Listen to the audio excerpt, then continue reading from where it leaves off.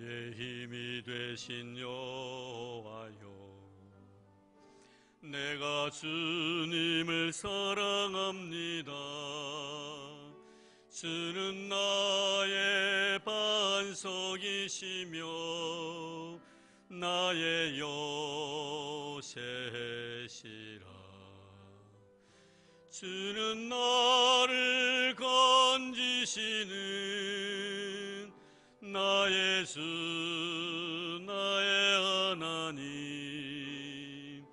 나의 피할 바위시요 나의 방패시라. 나의 하나님, 나의 하나님,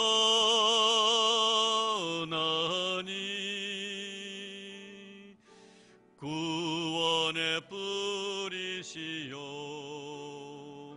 나의 산성이라. 나의 하나님, 나의 하나님, 나의 하나님, 그는 나의 여호와, 나의 구세주, 나의 하나님, 나의 하나님,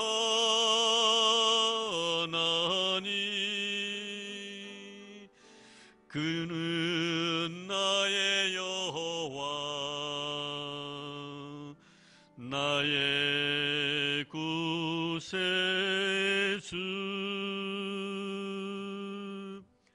네, 나의 힘이 되신 여호와를 주의 이름으로 사랑합니다. 우리 하나님이 여러분의 힘이시고 여러분의 구원 되신 우리 하나님 찬양합니다. 이 밤에도, 이 오후에도 그런 은혜가 있기를 바랍니다. 오늘 하나님 주신 귀한 말씀 히브리서 4장 12절에서 13절 말씀 2절입니다. 네, 히브리서 4장 12절 13절입니다. 네, 다 찾으셨으면 우리가 한 마음으로 같이 봉독하겠습니다. 하나님의 말씀은 살아있고 활력이 있어 좌우에 날선 어떤 검보다도 예리하여 혼과 영과 및 관절과 골수를 찔러 쪼개기까지 하며 또 마음의 생각과 뜻을 판단하나니 지으신 것이 하나도 그 앞에 나타나지 않음이 없고 우리의 결산을 받으실 이의 눈앞에 만물이 벌거벗은 것까지 드러나느니라. 아멘. 아마 오늘 말씀은 하나님의 말씀에 대해서 많이 암송도 하고 또 기억도 많이 하고 계시라 생각이 되어집니다만, 그러나 우리가 이 말씀 자체만 암송하고 또 기억을 했지 왜 이 말씀이 쓰여졌는가에 대해서는 아마 우리는 한 번도 생각해 본 적은 없습니다. 그런데 오늘 우리가 히브리서를 갖다가 배우면서 왜 히브리서 기자가 이곳에 이 말씀을 썼는가 하는 것을 이제 여러분들이 하나하나 알아가는 그런 귀한 은혜를 우리 하나님 주실 줄로 믿습니다. 지금 여러분 계속해서 3장 4장에 걸쳐서 히브리서 기자는 수신인이 누구라고요?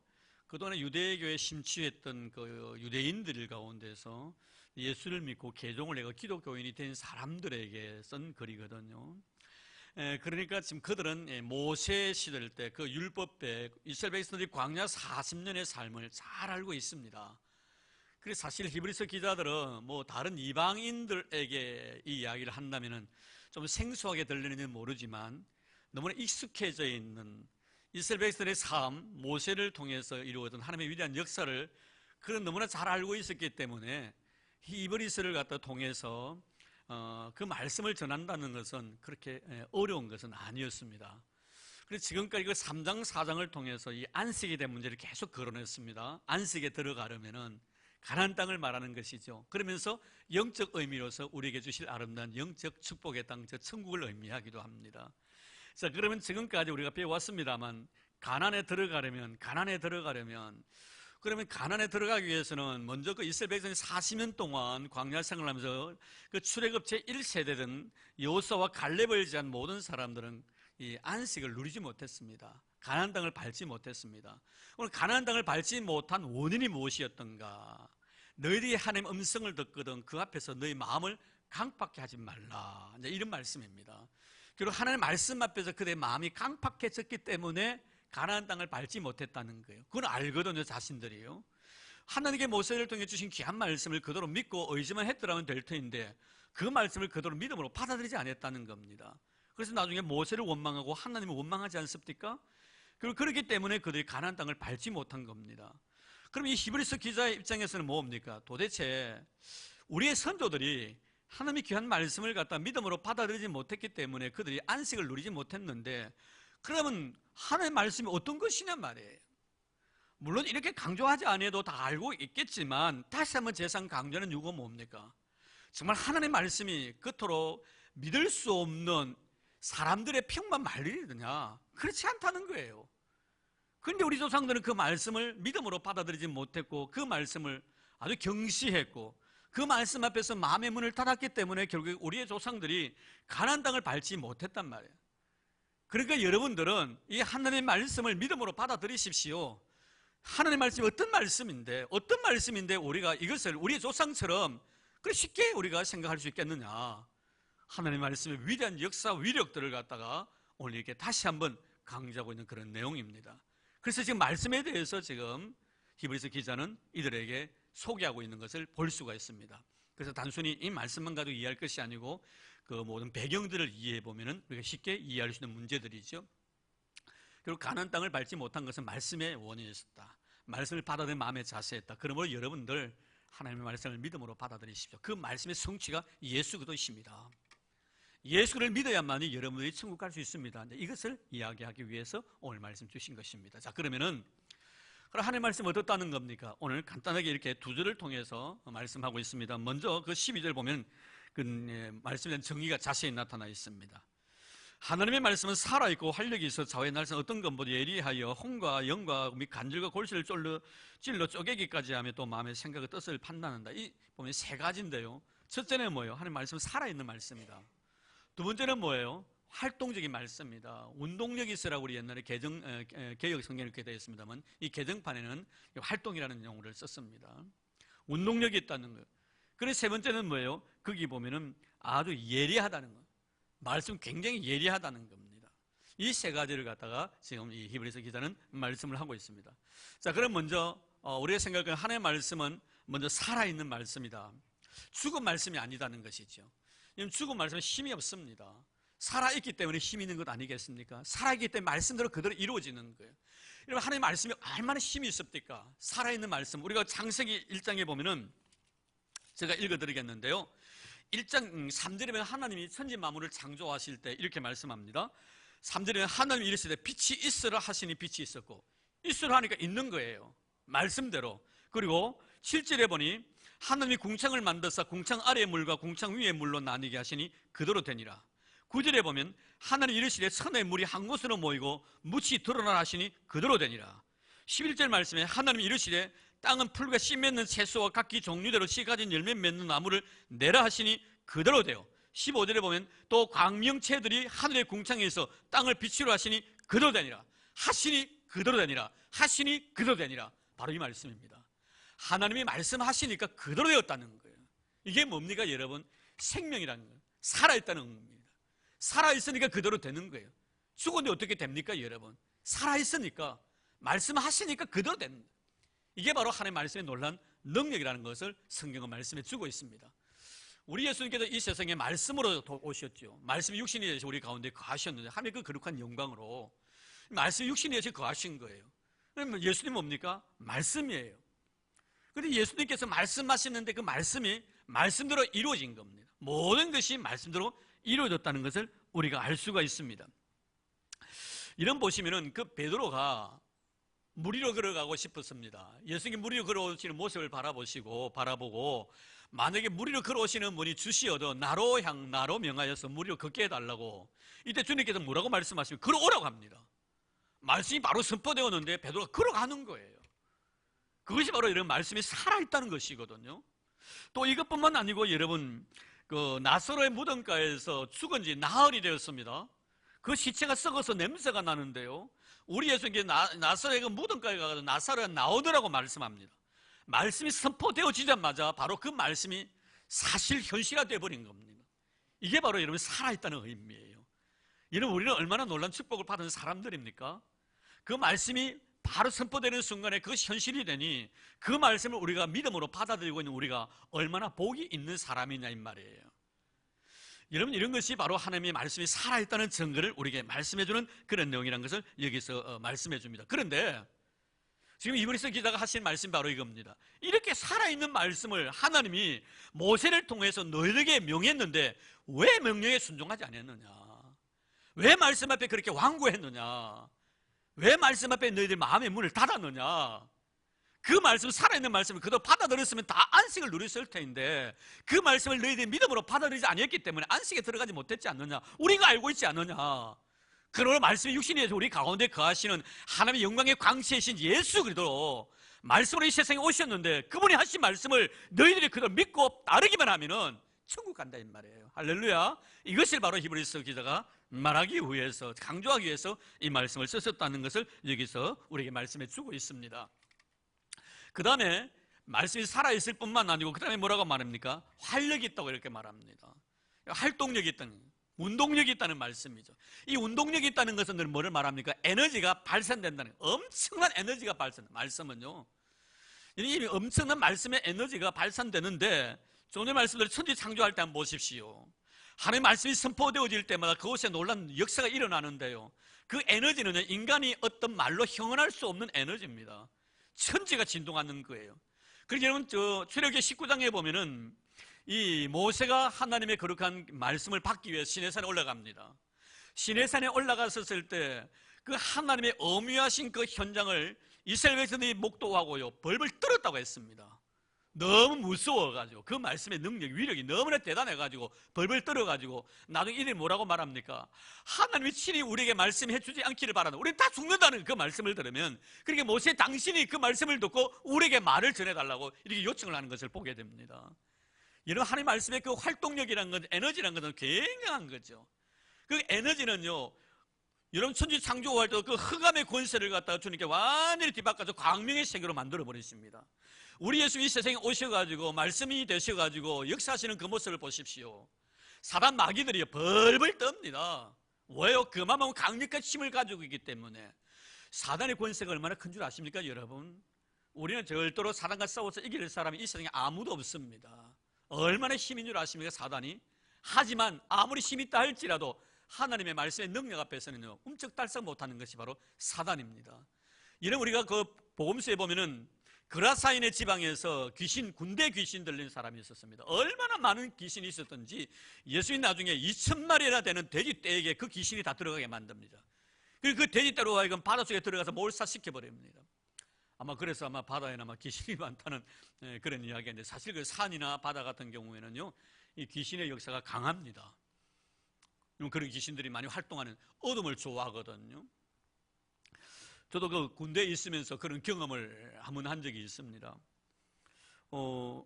그때 배에 있으면서 이 출동을 나가면 한 3개월 정도 바다에 떠 있어야 되니까 우리가 그 배 안전을 위해서 늘 기도도 하고 내렸는데, 특별히 하나님이 저에게 은혜를 많이 베푸셔가지고 저는 직접 그 대령이신 이 함장님하고 이 짝대기 달고 같이 이렇게 대화도 나누었습니다. 그리고 밤만 되면 저를 불러가지고 잠자는 우리 같은 동료들을 위해서 기도해 주라는 거예요. 근데 이 함장이 불교 신자거든요. 불교 신자인데, 불교 신자는 아주 깊이 있는 신자가 아닌가 몰라도 하는 제보고 늘 기도해 줘. 그럼 마이크를 대고 스피커를 대고 밤에 잘 때 이제 기도를 해줍니다. 평안한 밤이 되게 해달라고. 또 항상 그 대치대 있잖아요. 이 전방에 나가면요, 육군들이야 그 비무장 지대가 있지만 우리 해군들은 비무장 지대가 없기 때문에 항상 이렇게 굉장히 가까이서 이 북한 그 함정들과 이게 대치되어 있는 상태입니다. 그래서 조그만 마음만 상하면 여러분 서해 예전처럼 크게 들어봤기 때문에 굉장히 긴장이 돼 있죠. 그러니까 그 병사들의 마음이 평안히 있어야 되니까 저보고 늘 기도해 주라고 합니다. 기도해 주고. 그때 저희들이 그 기도 용사라고 해가지고 9명이 이렇게 이루어졌는데, 그래가지고 우리 한 친구를 전도를 했었습니다. 전도를 했는데, 이 친구가 아주 키가 컸고요. 제가 지금 이름은 제가 기억이 안 나요. 우리하고 부서는 달랐고요. 키가 부서였습니다. 대학교는 그 영남대학교를 다니다가 이제 왔었어요. 전도를 해가지고 그 친구를 기도해주고 했는데, 이 사단의 역사가 얼마나 강하게 역사를 하는지. 그런데 이 친구가 이렇게 며칠 동안 기도로 같이 동참하고 있는데 갑자기 애가 정발해버린 거예요. 애가 없어진 거예요, 함 내에서. 그리고 가끔 그 실족사를 당할 때가 있습니다. 그래서 그 배에는 군함은 파도가 치고 있기 때문에 중간에 라이프 라인을 하나 더 치 놓습니다. 그래서 그 밖에 줄도 있고 또 중간에 줄인데 그 중간에 줄을 잡고 이렇게 다닙니다. 다니는데 가끔 그 경험이 없는 애들이 와가지고 이제 이렇게 멀미도 하고 이래가지고 멀미 때문에 바다에 빠지는 경우가 있어요. 근데 낮에 같은 경우에 바다에 빠지면은요, 쉽게 이제 구조를 할 수가 있는데 밤 같은 경우에는 실족을 하게 되면은 이 기계 소리가 너무 시끄럽기 때문에 그 동해 같은 경우에는 잘 구할 수가 없습니다. 그래서 익사 사고들이 많이 실족해가지고 실족사 당하는 경우가 참 많습니다.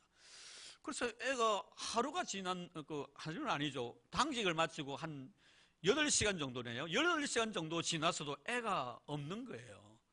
그래서 함량의 특별 지시로 인해 가지고 전체 함내를 사사디 뒤졌는데요, 애가 없어요. 그래서 결국에는 보고 이제 본부에다가 실종 보고를 해야 됩니다. 보고를 하기 전에 그때 그 신우회 회장이라고 원종홍이라는 하사가 있었는데 부산 사람이었습니다. 신우 회장이었고요. 저는 그저 설교 사역만 맡았고 이렇게 신학생 입장이었기 때문에 그분이 이런 말씀을 하세요. 혹시나 기관실 최하부 바닥에 가면은 이 비루지 바닥이 있거든요. 기름 떼고 난 뒤에 찌꺼기 모이는 그 바닥이 있는데 거기만 안 본 거예요. 우리가 다 뒤졌는데 계단 내려가면 한 서너 계단 이렇게 내려가야만 그 밑에 기름 찌꺼기가 모이는 곳이 있는데 다 뒤졌는데 거기는 뭐 있을 거라 생각도 안 했죠. 그래서 거기 이제 이렇게 한번 보자 이래 됐었어요. 근데 이 원종홍 하사가 기간부였습니다. 기간부 하사였는데 이 기간부 하사가 그것을 잘 아니까 들어가 봤습니다. 그 깊은 제일 밑바닥에 있는 비루지 바닥에 갔는데 아니 그 친구가 그 비루지 바닥에 이렇게 쭈그러뜨고 앉아 있는 거예요. 그 기름 바닥에. 그러니 하사가 깜짝 놀래. 도저히 사람이 들어갈 수 없는 공간인데 이 친구가 거기서 들어가가지고 기름 냄새를 맡고 있는 거예요 지금. 그래서 이 원종홍 하사가 깜짝 놀래가 나오라니까 이 애가 기겁을 해가 나오자고 참 구석으로 집어 들어가는 거예요. 그래서 이 하사가 들어가가지고 그 애를 끄집어냈습니다. 끄집어내자마자 이 애가 기절을 해버린 거예요. 딱 기절을 해버렸는데 함수 부분 앞부분에 눕히 나왔어요. 그때 그 우리 부장이 중령이었는데 저 고등학교 선배고 해가지고 잘 알았습니다. 그래서 저보고 저 신학생이니까 저보고 와가지고 좀 정신감정을 좀 해봐라는 거예요. 신학생이라고. 제가 가봤죠. 갔더니 이 눈이 완전히 뒤집은 거예요. 흰 동자밖에 없는 거예요. 무언가 이게 이상이 있는 거예요. 그래서 제가 물었더니 아무것도 인사불성이 아무 사람을 모르는 거예요. 그래서 시원한 음료수를 마시고 조금 시간이 지나니까 하고 이제 정신이 돌아온 것 같더라고요. 그리고 내가 물었죠. 내가 누구냐고 물었더니 제 이름을 대더라고요. 그래서 내가 정신이 돌아왔다는 걸 아는데 정신이 돌아오자마자 갑자기 손을 자기 무릎에 대는 거예요. 아프다면서. 그때서 이제 아픔을 이제 느끼는 거예요. 그래서 저는 몰랐는데 나중에 옷을 걷어보니까 이 무릎 사이 전체가 뭡니까 그 안에 있는 쇠붙이에 다니면서 부딪혀가지고 찢어지고 해가 피를 갖다 얼마나 많이 흘렸는지요. 난도질을 당한 거예요. 그 앵글에 부딪혀가지고. 그래서 참 이상했었습니다. 왜 이 애가 거기 가 있을 이유가 뭔데? 그래 자초지종 이야기를 했더니 당직을 쓰고 있는데 누가 자기 밑에서 자기를 부르더라는 거예요. 그래 돌아봤는데 아무도 없더래요. 그래 그때 또 당직을 쓰면서 또 위에 있는 고참들 신발도 닦아주고 또 라면도 끓여주고 혼자 그 더운 여름이었죠. 그때 한 50도 정도 되는데요. 밤이라도 그 안에. 그러면 그 안에 여름 같은 경우는 통풍을 통해서 이렇게 생활을 합니다. 밖에 시원한 공기를 빨아들여가는데 이게 아마 그런 데서 여러 가지 영향이 있었겠죠. 스트레스는 많이 받고. 그걸 또다시 누가 자기 이름을 부르는데 돌아보니까 사람이 없더라는 거예요. 세 번째 부르는 거 보니까 보이더라는 거예요. 누가 딱 보이는데 그래서 자기 보고 하는 말이 따라 내려오라 하더래요. 그래 따라 내려온 것이 어디냐면 그 비루지 바닥까지 간 거예요. 얘가. 그래서 자기 보고 그 고참이 하는 말이 고기를 좀 잡아라 그래요. 그 기름 바닥에. 이제 이야기예요. 고기를 잡아라. 그래서 제가 그 친구가 그물도 없는 데는 런닝 있지 않냐. 런닝을 찢어가지고 그물 만들어라. 그래 이놈이 자기가 입고 있는 안에서는 그 런닝만 입고 이제 그물을 하거든요. 군용. 그 런닝을 찢은 거예요. 찢어가지고 이제 고기 잡는다고 밤새도 그 앵글 있는 비루지 바닥을 헤맨 거예요. 고기 잡는. 그래가 그 애가 거기서 팍 쓰러진 거예요. 그래 갑자기 그 이야기를 제가 1:1로 듣고 났는데 마음에 생각한 것이 하나 있었어요. 왜냐하면 제 친구 동기가, 중학교 동기가 제가 이렇게 짝대기 하나를 달고 갔더니, 간증입니다만은 짝대기 하나를 들고 갔더니 그분이 스님하사더라고요. 제 친구가 스님하사더라고요, 벌써요. 그래요. 그 친구가 저하고 이렇게 1대1로 만나서 친구니까 공식상에서 제가 말을 높이던 스님하사님 하지만 사적으로서는 수고나 이런 불렀는데, 이 친구가 저에게 같은 동료 중에서 한 친구가 입에 들어와가지고 근무하다가 너무 힘이 들어가고 자살했다는 이야기를 제가 들은 적이 있었어요. 근데 그 자살한 장소는 나 몰라요. 그래서 그 애를 눕혀놓고 제가 그 친구를 다시 만나러 갔습니다. 출동 중이니까 가가지고, 수고나, 네가 그때 나에게 네 동기 중에서 한 친구가 우리 배에 와가지고 자살했다는 이야기를 해줬는데 그 장소가 어디냐고 물었습니다. 그래, 비투라 하더라고요. 이 비투는 보일러가 4개를 돌리는데 2번째예요. 근데 이 애가 그렇게 사건이 접해진 건 바로 비투였어요. 같은 기관실이었어요. 그때 제가 깨달은 것이 있었습니다. 영적인 의미입니다만은, 이 귀신이 이 친구를 갖다 놓고 장난을 치구나 하는 생각이 들더라고요. 그리고 나중에 그것이 이제 함내 소문이 되지요. 소문이 되는데 밤에 되면요, 이 병사들이 밖에 안 나가는 거예요. 무서워가지고 그 일 때문에. 얼마나. 근데 제 근무실이 어디냐면 바로 그 비투 앞이었어요. 저도 신학생이지만요, 그 이야기 듣고 나니까 밤에요, 이 침실로 내려가야 되겠는데요, 도저히 못 가긴 첫날은요. 얼마나 정말 하나님 믿는 믿음도 있었지만요, 이 이야기를 들으니까 머리가 번쩍 서는데요, 혹시 또 내 뒤에서 내 잡아 당기는 거 아닌가 싶고 가기는 가는데 진도가 안 나가는 거 느낌에 걸어가면서도 그런 경험을 처음 해본 적이 있었습니다. 이런 그렇습니다. 이 바다라는 것이요, 이 기승 사탄들이 참 많습니다. 산도 그러하고요. 그래서 밤에 산에 혼자 가서 여러분 기도한다든지 걸어간다든지 위험한 일이 있습니다. 그래서 꼭 기도하러 간다든지 또 바다에 갈 때는요, 여러분 꼭 그런 것을 잘 여러분들 주지하셔서 우리가 신앙생활을 잘해야 될 줄 압니다. 오늘 우연히 이 말씀이 생각이 납니다만, 사실 여러분 그라사인의 지방에 있던 그 군대 귀신이 들렸어요. 얼마나 여러분 많은 귀신이 있으면 2,000마리의 돼지 떼 속에 들어간단 말이에요. 근데 여러분 놀라운 것은 뭡니까? 이 그라사인의 지방에 있던 이 군대 귀신 들린 사람이요, 예수님을 보니까 벌벌 떠는 거예요. 그래서 하는 말이 뭡니까? 당신이 나와 무슨 상관이 있냐고 나를 떠나달라고 합니다. 이때 이런 벌벌 떨게 된 이유가 뭐라? 이미 예수님께서 그 사람의 마음속에 있는 귀신을 향하여 책망을 한 거예요. 이미 명령한 거예요. 할렐루야. 명령을 한 거예요. 그만큼 여러분 하나님 말씀의 능력이라는 것은 활동력이 있다는, 엄청난 에너지를 가지고 있다는 거예요. 2,000마리의 귀신이, 군대 귀신이 들려있는 그 사람도요, 하나님 말씀 앞에서 벌벌 떠는 모습을 우리는 보게 됩니다.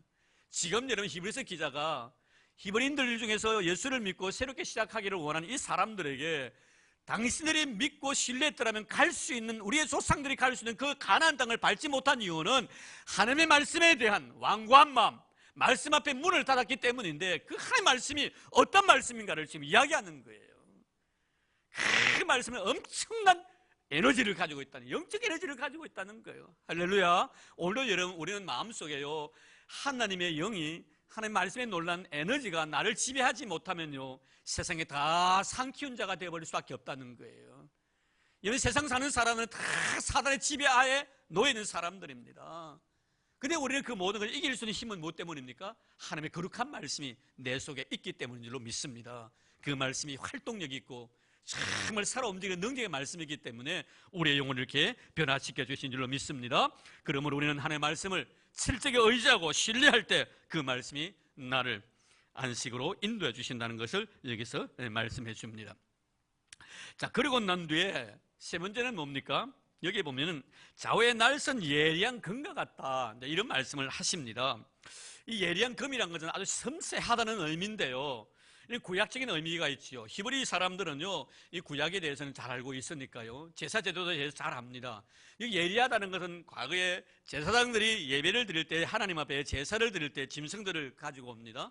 그래서 제사장이 다 금사를 합니다. 금사를 해가지고 흠이 있고 점이 있는 것은 불합격이죠. 깨끗한 것을 받아들여가지고 그것을 각을 뜨잖아요. 각을 뜨는데요, 이런 각을 뜰 때 이런 그 칼날이 굉장히 예리한 거예요. 굉장히 날카로운 거예요. 잘 드는 칼을 가지고 한다 이 말이에요. 아주 섬세한 부위까지. 그래서 그 각을 떠가지고 도려내가지고 하나님이 원하시는 것은 제물로 바치고 하나님이 원치 않는 것은 다 버립니다. 그래서 원하는 것과 원치 않는 것을 구별시키는 역할을 뭐가 한다고요? 칼이 한다는 거예요. 바로 그 말씀이에요. 하나님의 말씀이 너무나 좌우의 날선 예리한 것보다 더 예리해서 우리의 심리가 골수를 찔러 쪼개기도 하고 우리의 생각과 뜻을 다 감찰하신다는 말씀이 바로 그 말씀인 겁니다. 그럼 이 말씀의 의미는 뭡니까? 세밀하다는 거, 예리하다는 말씀은 뭐냐면 선과 악을 구분해낼 수 있는 능력이 하나님의 말씀이다, 이 말씀이에요. 우리가요, 우리의 마음속에 하나님의 말씀이요, 내 자신의 삶을 지배하지 못하면요, 무엇이 선인지 무엇이 악인지 모릅니다. 혼선이 돼가지고요, 이것도 선한 것 같고 저것도 선한 것 같고 이것도 악한 것 같고 저것도 악한 것 같고요, 악이 선인 줄 생각하고 선이 악한 것으로 생각하고요, 완전히 쉽게 말해 짬뽕이 돼버린 거예요. 근데 이것을 갖다 정리할 수 있는 것이 뭡니까? 하나님의 말씀이에요. 하나님의 말씀이 내 마음속에 들어와서 나를 지배하게 되면요, 무엇이 선이며 무엇이 악인가를 분명히 구별합니다. 무엇이 육신을 위한 일이며 무엇이 하나님을 위한 일인가 하는 것을 분명히 구별시킨다는 거예요. 이게 바로 하나님의 말씀이 하시는 역사라는 것을 우리에게 말씀해 주고 있는 것이 바로 이 말씀입니다. 그래서 여러분, 우리가 보면은 이 말씀이 내 마음속에 들어왔을 때는 내 자신의 마음속에 버려야 될 것이 무엇이며 소유해야 될 것이 무엇인가를 분명히 가르쳐 주시기 때문에 그만큼 하나님의 말씀은 강하다는 거죠. 그러면 이 말씀을 지금 히브리서 기자가 히브리인들에게 한 말은 뭡니까? 어떤 의미입니까? 이스라엘 백성들이 광야 생활을 하면서 하나님께서 버리라고 분명히 모세를 통해 말씀해 주신 거예요. 근데 그 말씀을 갖다가 믿음으로 받아들였다면 버려야 될 거 버렸을 것인데 받아들이지 않냐니까 과거 애굽이 선한 것처럼 자꾸만 애굽을 생각하는 거예요. 돌아올 수 없는 강을 건너왔으면서 자꾸만 돌아가려고 한다는 겁니다. 이 버리지 못했기 때문에 그렇거든요. 왜 버려야 될 것을 버리지 못합니까? 그래서 하나님의 거룩한 말씀이 내 마음속에 내가 마음의 문을 열고 그 말씀을 받아들이면 그 말씀이 그것을 다 정리를 시켜주는데 이 말씀을 받아들이지 아니하니까 자기들의 가치관, 지금 살아오는 삶의 방식을 고수하려고 하는 거예요. 그 고집을 뿌린 거예요. 그러니 결국에는 어떻다는 거예요? 가나안 땅을 그들은 밟지 못했고 안식에 들어가지 못했다는 거예요. 너희 마음의 문을 열고 하나님께 모세를 통해 주신 귀한 말씀을 아멘으로 받아들였더라면 너희들이 버려야 될 것을 지시했을 때 버렸을 것이고 너희들이 간직하라고 하셨을 때 그 말씀의 요구대로 간직했었는데 너희들이 그러지 못했다는 거예요. 그러므로 여러분들 예수 그리스도를 믿으십시오. 예수 그리스도의 그 말씀의 능력을 믿으십시오. 그러면 여러분들이 마음속에 버려야 될 것과 소유해야 될 것을 분명히 말씀을 통하여 그분은 나에게 말씀해 주실 것입니다. 바로 이 말씀이에요. 여러분, 정말 우리가 말씀이 내 마음속에 역사하게 되면요, 바른 말이라고 해서 다 좋은 것은 아니다 하는 것을 또 깨닫게 해주시죠. 여러분, 우리가 모든 일들이 옳고 그름의 문제가 아니에요. 우리가 보통 보면 옳은 것이 다 선한 것인 줄 생각하지만요, 그렇지 않습니다. 성경은 우리가 그렇게 가르치고 있지 않거든요. 물론 옳은 것이 선할 수도 있습니다. 그리고 선하다고 해서 다 옳은 것은 아니다 이 말이에요. 옳은 것은 선할 수가 있지만 선하다고 해서 다 옳은 것은 아니다는 거예요. 자, 이 말씀이죠. 그래서 우리는 옳고 그름의 문제를 잘 분간할 줄 알아야 합니다. 옳고 그름의 문제가 아니라 덕이 되느냐 유익이 되느냐 이것이 더 중요하단 말이에요. 말씀이 내 마음속에 지배하게 되면요, 옳고 그름의 문제보다 그것을 한 단계 더 넘어서서 이것이 덕이 되느냐 유익이 되느냐까지 우리에게 말씀해 주신다는 거예요. 그럼 우리 성도들은 바른 말이라고 해서 다 선한 것은 아니다는 것을 말씀은 우리에게 지적하십니다. 말씀이 우리에게 요구하시는 것은 뭡니까? 옳은 말인 동시에 그것이 덕이 되고 유익이 되는 말을 하라. 바로 이거거든요. 이것이 바로 이런 말씀이 내 마음속에 와서 분간을, 판단을 주신다는 거예요. 이런, 그래서 하나님의 말씀은 굉장히 민감하다는 것, 예리하다는 것을 우리에게 말씀해 주고 있습니다. 그래서 우리는 항상 하나님의 거룩한 말씀이 내 마음속을 지배하고 있을 때는 무슨 말 한마디라도 옳고 그름의 문제가 아니라 이것이 덕이 되는가 유익이 되는가 이것을 내가 판단할 수 있는 능력을 말씀을 통하여 나게 해주신다는 사실을 이런 꼭 기억하기를 바랍니다. 그리고 여기서 예리하다는 것은 또 한 가지 무슨 의미냐면 마음과 생각을 꿰뚫어 본다는 것이죠. 내 마음과 생각을 다 꿰뚫어 본다는 것입니다. 이것이 바로 말씀의 능력인 것입니다. 가끔 좀 오랜 일입니다만 한 분이 저에게 그 상담할 때 그런 상담을 하신 적이 있습니다. 남편이 교회를 안 나오시는 분이신데 어떻게 교회를 나오시게 됐었어요. 그래서 그날 예배를 참석하시고 가정에 가가지고 이 아내를 갖다가 다시 난 교회 안 갔기라고. 그래서 물었더니 왜 그러냐 했더니 당신 내 일을 갖다가 목사님 다 고자질 했지라는 거예요. 고자질 했다는 거예요. 자기 일을 갖다가. 그래서 저는 그날 설교를 듣고 이분이 시험을 받은 거예요. 설교 말씀을 하시는데 자기 이야기를 다 하더라 이거예요. 그렇게 아내에게 핫살이 들어간 거예요. 당신이 목사님한테, 목사에게 그런 이야기를 안 했으면 목사님 그런 말 안 하지. 당신이 틀림없이 목사에게 내에 대한 이야기를 했기 때문에 그 말이 나오는 거 아니냐고. 그럼 그렇습니까? 아니지 않습니까? 하나님의 말씀은요, 사람의 마음을 다 깨트려 본다는 거죠. 다 깨트려 본다는 거죠. 여러분, 그래서 요한복음 4장에 보면 예수님께서 사마리아 여인과의 대화가 나옵니다. 사마리아 여인과의 대화 속에서 그 말씀이 그를 깨뚫지 않습니까? 나중에 말씀을 하다가 이제 무르익어 가니까 주님께서 여인에게 뭐라고 말합니까? 내 남편 불러오라고 이야기합니다. 그래서 여자가 뭐라고 합니까? 나의 남편이 없는데요. 주님이 하신 말씀 뭡니까? 그래, 지금까지 남편 5나 두었지만 지금 있는 네 남편도 네 남편이 아니다, 이렇게 말을 합니다. 깜짝 놀란 거예요. 그래서 뭐라고 합니까? 내가 메시아를 만났다. 내 형편과 사정을 다 하신 이분. 그 동네 가가지고 예수 그리스도를 전하는 모습을 보게 됩니다. 그건 뭐예요, 여러분? 말씀이 깨뚫어 보는 거예요. 그 사람 모든 과거를 다 안다는 거예요. 다 보시게 된다는 거예요. 여러분, 이런 것을 생각하면서 우리가 하나님의 말씀의 능력이라는 것이 얼마나 큰가, 이런 것을 우리가 생각하면서 우리가 사도행전 5장 같은 경우에도 보면요, 그 말씀 앞에서 말씀을 속이려고 했던 그 심령을 갖다 깨뜨려 보는 그 사건이 있지 않습니까? 그것이 바로 아나니아와 삽비라 사건입니다. 몰래 땅을 갖다 하나님 앞에 서운한 거 반을 딱 줄여가지고 자기를 바치지 않잖아요. 먼저 아나니아 와가지고 뭐라 합니까? 다 바쳤느냐? 예, 바쳤습니다. 거짓말 시키네. 성령을 속이려고 하는 거. 바로 그 자리에서 베드로에게 책망받지 않습니다. 그거 혼이 떠나버립니다. 메고 나가니까 바로 그의 아내가 돌아옵니다. 삽비에게 먼저 그랬느냐? 예, 다 바쳤습니다. 왜 성령을 속이려고 하느냐? 바로 그 자리에서 여러분, 그 영혼이 떠나버립니다. 하나님의 말씀은요, 우리의 영혼을 깨뚫어 본다는, 이게 바로 말씀의 위력인 것입니다. 사랑하는 성도 여러분, 오늘도 우리의 모든 삶을 하나님 다 깨뚫어 두고, 그래서 하나님께 말씀을 통하여 나에게 지적하시기 이전에 우리 어떻게 해야 됩니까? 내 마음에 있는 숨겨진 모든 죄들을 하나님 앞에 고백하는 것이 마음 편하다, 이 말이에요. 할렐루야. 다 아시고 계시기 때문에 하나님께서는 말씀을 통해 나를 채찍질 하시기도 하시고, 어떤 사건을 통해서 나로 하여금 나의 잘못을 깨닫게 하시기 위한 자극을 주시기도 하십니다. 그런 자극을 내가 받기 이전에 우리가 먼저 깨뚫어 보시는 하나님의 거룩한 말씀 앞에서 내 자신을 갖다 솔직히 고백할 줄 아는 자예요. 여러분, 사도행전 2장에 보면 베드로의 설교가 나오지 않습니까? 설교를 하는데요, 설교하니까 많은 사람들이 그동안에 하나님의 거룩한 말씀이 그들의 마음속에 지배하지 못했을 때는 십자가에 예수님을 갖다 십자가에 못 박았는데 그 못 박은 것에 대한 정당성을 그들은 인정을 했었습니다.